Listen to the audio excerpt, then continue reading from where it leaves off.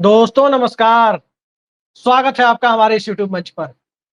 दोस्तों, बिहार के लोगों को बंदी देखने की आदत हो गई है। कभी नोटबंदी, तो कभी शराबबंदी, और अब देखिए वोटबंदी की स्थिति भी कुछ लोग कह रहे हैं। और ऐसा क्यों कहा जा रहा है? ऐसा इसलिए कहा जा रहा है कि ज्ञानेश कुमार की अध्यक्षता वाले चुनाव आयोग ने एक विचित्र फरमान जारी कर दिया।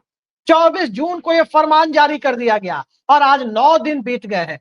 और इस फरमान के बाद जो पूरे बिहार में लाइन लगाने की स्थिति बनी हुई है, डॉक्यूमेंट ढूंढने की स्थिति बनी हुई है, लोगों के पास खुद के बाप दादा का यानी पूरा का पूरा खतियान तलाशने जैसी परिस्थितियां जो निर्मित हो गई है, उसके बाद बिहार के लोगों को क्या हर तरह की बंदी में ही रहने के लिए मजबूर होना पड़ेगा?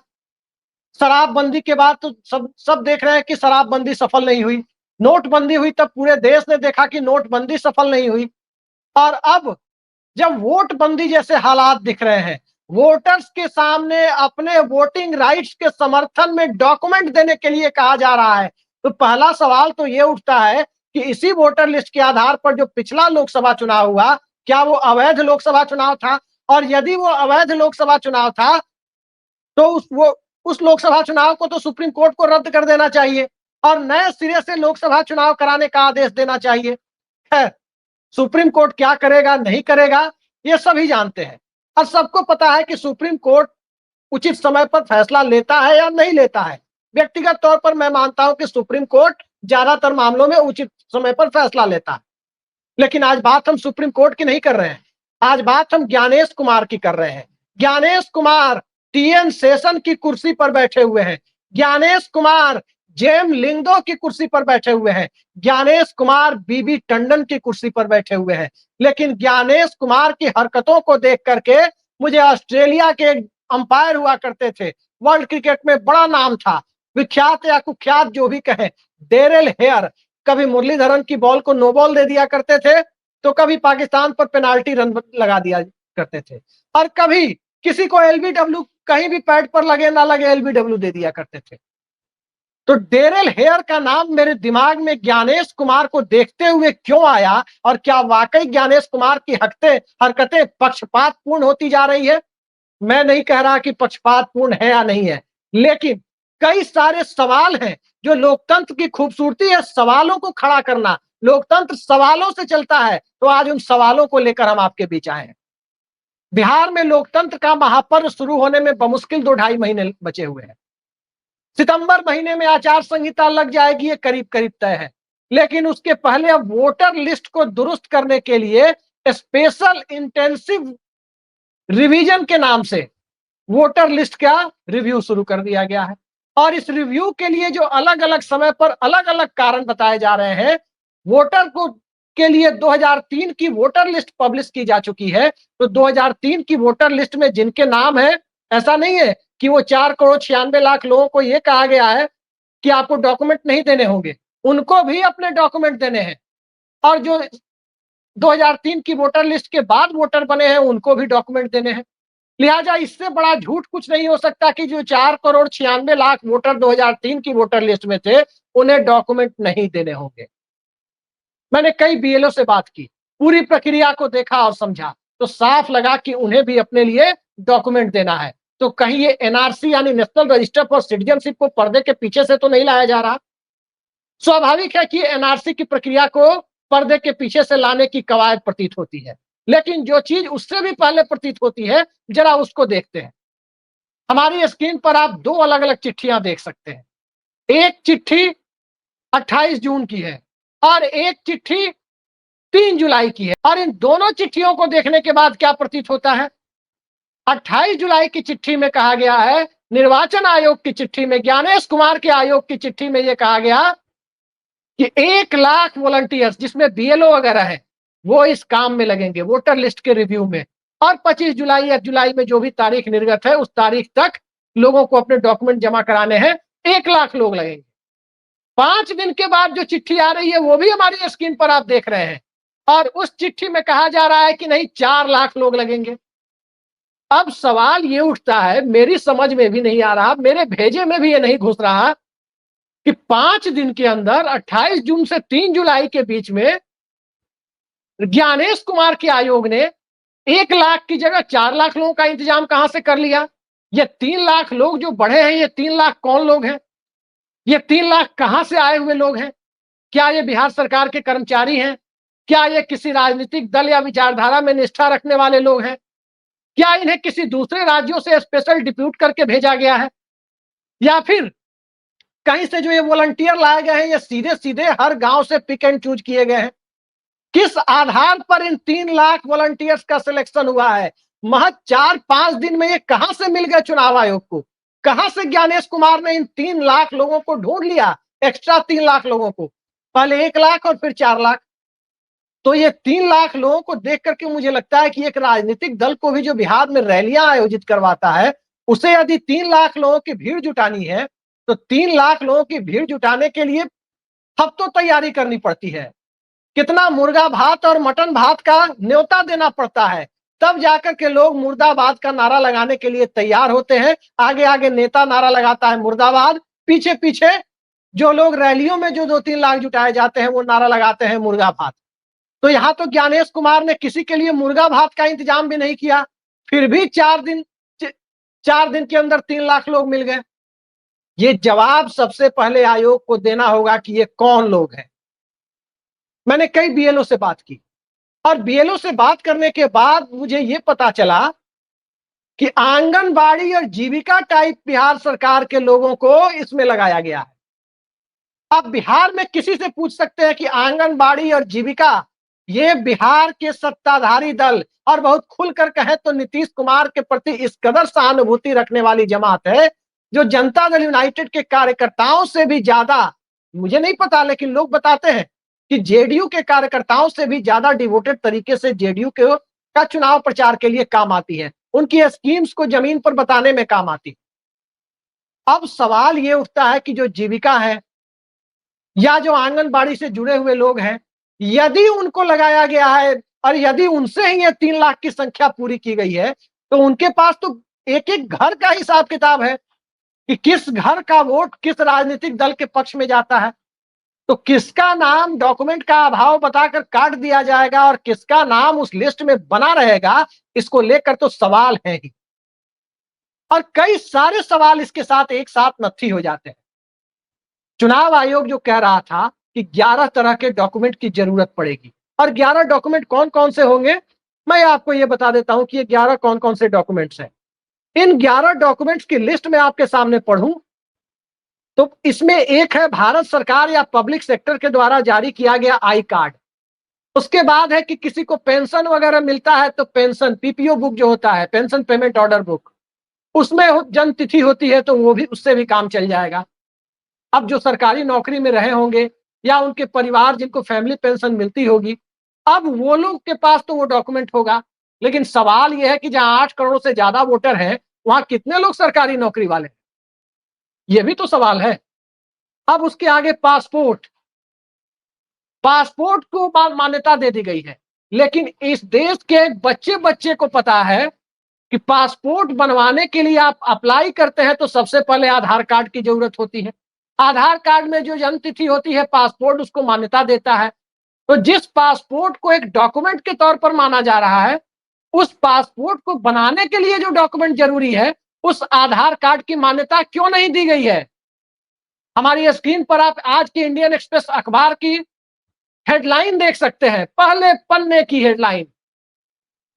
ज्यादातर वोटर जो गांव गांव में जो एक तरह का क्वारंटीन सेंटर जैसी स्थिति बनी हुई है, लोग डॉक्यूमेंट लेकर के और जो डॉक्यूमेंट चाहिए वो मिल नहीं रहे हैं, तो उस स्थिति में वहां पर लोग कह रहे हैं कि आधार को छोड़कर उनके पास दूसरा डॉक्यूमेंट ही नहीं है। 8 करोड़ जहां वोटर है उसमें महज 24 लाख लोगों के पास पासपोर्ट है बिहार में। अब सवाल उठता है कि पासपोर्ट बनाने के लिए जो आधार जरूरी है और उस पासपोर्ट को आप मान्यता दे रहे हैं, लेकिन पासपोर्ट में जिस आधार पर जन्म तिथि अंकित है उसे आप मान्यता नहीं दे रहे हैं। इससे बड़ा और भद्दा मजाक मुझे लगता है कि ज्ञानेश कुमार के सिवा इस देश में कोई और नहीं कर सकता। जो बैंकिंग की तैयारी करने वाले लड़के हैं वो सिलोगिज्म और दूसरे जो रीजनिंग के क्वेश्चन है वो बनाते हैं कि राम मोहन का बेटा है, मोहन सोहन का भाई है। अब सवाल यह है कि पासपोर्ट के लिए आधार जरूरी है, आधार की जन्म तिथि को पासपोर्ट मान्यता देता है, लेकिन आधार की जन्म तिथि को चुनाव आयोग मान्यता नहीं देता है। इस तरह से भी बैंकिंग में अगर सवाल आने लगे तो लड़कों को तो वही ब्लड प्रेशर हाई हो जाएगा। तो ये स्थिति बनी हुई है डॉक्यूमेंट को लेकर। अगला डॉक्यूमेंट क्या चाहिए? अस्थायी आवासीय प्रमाण पत्र, वन अधिकार प्रमाण पत्र। और ध्यान रखिए ये सारे प्रमाण पत्र 25 जून 2025 के पहले के बने होने चाहिए। अब आवासीय प्रमाण पत्र कोई बनवाने जाएगा इस वक्त, उसकी भी मान्यता नहीं। इसके अलावा फोटो की तो है कि एक पासपोर्ट साइज का फोटो होना चाहिए। सक्षम अधिकारी द्वारा निर्मित ओबीसी एससी एसटी जाति प्रमाण पत्र, नेशनल रजिस्टर ऑफ सिटीजन्स, राज्य स्थानीय प्राधिकार द्वारा तैयार फैमिली रजिस्टर, सरकार द्वारा भूमि गृह आवंटन प्रमाण पत्र। अब मैं ये जानना चाहता हूं कितने लोगों के पास इनमें से कोई भी डॉक्यूमेंट्स है? मैट्रिकुलेशन के प्रमाण पत्र को भी रखा गया है या किसी शैक्षणिक संस्था द्वारा वैसा डॉक्यूमेंट जिससे जन्म तिथि अंकित हो उसे भी मान्यता दी जाएगी। लेकिन सवाल यह है कि जो पढ़े लिखे नहीं है वो कहां से लाएंगे? बिहार में, इस देश में सबसे कम साक्षरता है और जितने लोग साक्षर हैं उसमें से सभी लोग मैट्रिक पास भी नहीं है। प्रशांत किशोर तो अक्सर ये आरोप लगाते हैं कि बिहार विधानसभा में जो नेता प्रतिपक्ष है वो भी 10वीं पास नहीं है, तेजस्वी यादव। अब सवाल ये उठता है कि वो कहां से लाके देंगे? तेजस्वी यादव विदेश जाते हैं, उनके पास पासपोर्ट होगा। भारतीय जनता पार्टी में भी बहुत सारे ऐसे नेता हैं जिनकी शिक्षा पर सवाल उठते हैं, जिनकी डिग्रियों पर भी सवाल उठते रहे हैं। ये सब सवाल अलग अलग तरीके से अलग अलग रूप में मौजूद होते जा रहे हैं। लेकिन सवाल जो सबसे बड़ा है वो सवाल यही है कि इस एक्सरसाइज को इस वक्त कराने का मकसद क्या है? 3 तरह की चीजें तय की गई और 3 तरह की चीजें जो तय की गई इसमें 1 जुलाई 87 से पहले जन्मे हुए लोग, 1 जुलाई 87 से 1 दिसंबर 2004 के बीच में जन्मे हुए लोग और 2004 के बाद जन्मे हुए लोग। 1 जुलाई 87 के पहले वाले को सिर्फ अपना बर्थ सर्टिफिकेट को प्रूव करने वाला डॉक्यूमेंट देना होगा। 1 जुलाई 87 के बाद जन्मे हुए लोगों को अपने साथ साथ माता या पिता में से किसी एक का डॉक्यूमेंट देना होगा और 2004 वालों को तो खैर माता पिता और खुद का तीनों का डॉक्यूमेंट प्रोवाइड करना होगा। अब इस तरह की परिस्थितियां जो बिहार में बनाई गई है, क्या लोकतंत्र इसके सहारे चलेगा? और ज्ञानेश कुमार से जब विपक्षी दलों का प्रतिनिधिमंडल मिलने जाता है, उसके बाद जो विपक्षी दलों के नेता प्रेस कॉन्फ्रेंस करते हैं तो कहते हैं कि ज्ञानेश कुमार का जो व्यवहार था कि किस तरह से सर्वदलीय या बहुदलीय प्रतिनिधिमंडल के साथ मिलना चाहिए, वो कहीं से ऐसा नहीं लग रहा था कि मसूरी की ट्रेनिंग पाए हुए लोग और भारत के जो स्टील फ्रेम ऑफ इंडिया कहते हैं इंडियन ब्यूरोक्रेसी को, उससे आए हुए सभ्य और शालीन लोग हैं। ये एक तरह का सामंती नौकरशाही व्यवस्था का आलम जो विपक्षी दलों को दिखाई दे रहा है वो अनायास नहीं है। कोई भी व्यक्ति सोच सकता है कि गांव में रहने वाला, छोटे कस्बों में रहने वाला व्यक्ति चुनाव के ठीक पहले इस एक्सरसाइज को कराने की क्या जरूरत है?